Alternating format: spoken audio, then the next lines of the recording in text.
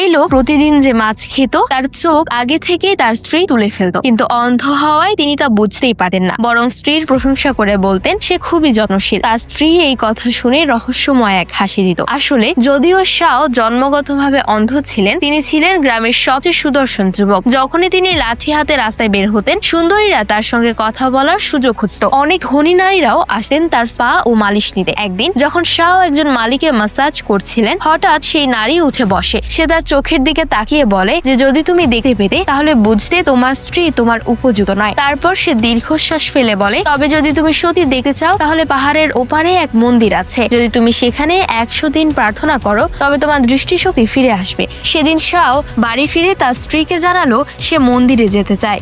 সে বলে, যদি আমার দৃষ্টি ফিরে আসে তবে প্রথমেই আমি তোমার চেহারা দেখতে চাই। এ কথা শুনে স্ত্রী আতঙ্কিত হয়ে পড়ে। সে ভয় পেতে লাগলো যদি স্বামী দেখতে পায় তাহলে হয়তো তাকে ফেলে চলে যাবে। তাই সে প্রতিদিন স্বামীর খাবার থেকে মাছের চোখ সরিয়ে দিত, যেন তার স্বামী চিরদিনের জন্য অন্ধ থাকে। পরদিন সকালে শাও মন্দিরের দিকে রওনা হলো। তার এক প্রতিবেশী বিদায় নেওয়ার সময় বলল, দেখা যাক তুমি ফিরে এসে কি বল। তবে শাও তখনও এই কথার গভীরতা বোঝেনি। সে মন্দিরে গিয়ে একটানা 100 দিন প্রার্থনা করলো। একদিন বৃদ্ধ তাকে বলল, তোমার স্ত্রীও একসময় এখানে এসে প্রার্থনা করেছিল, কিন্তু আজ পর্যন্ত তো তোমার চোখ ভালো হয়নি। এ কথা শুনে শাও হতবাক হয়ে গেল। সে কখনোই জানতো না যে তার স্ত্রীও এখানে এসে প্রার্থনা করতো। বৃদ্ধ লোকটি বলল, হয়তো সে চায়নি তুমি হতাশ হও, তাই কখনো বলেনি। কিন্তু আসল সত্য হলো তার স্ত্রী ঈশ্বরের কাছে এই প্রার্থনাই করেছিল, আমার স্বামী যেন চিরদিন অন্ধ থাকে। 100 দিন পূর্ণ হলো। শাও ধীরে ধীরে চোখ খুললো, কিন্তু কিছুই দেখতে পেল না। হতাশ হয়ে সে বাড়ি ফিরে এলো। হঠাৎ সে মাটি থেকে একটি পাথর তুললো, আর তখনই সে বুঝতে পারলো তার দৃষ্টিশক্তি ফিরে এসেছে। আস্তে আস্তে সে চারপাশ দেখতে পেল, তার স্ত্রীকেও দেখতে পেল। সে আনন্দে তার স্ত্রীকে জড়িয়ে ধরলো। সে আয়নায় তাকিয়ে বলল,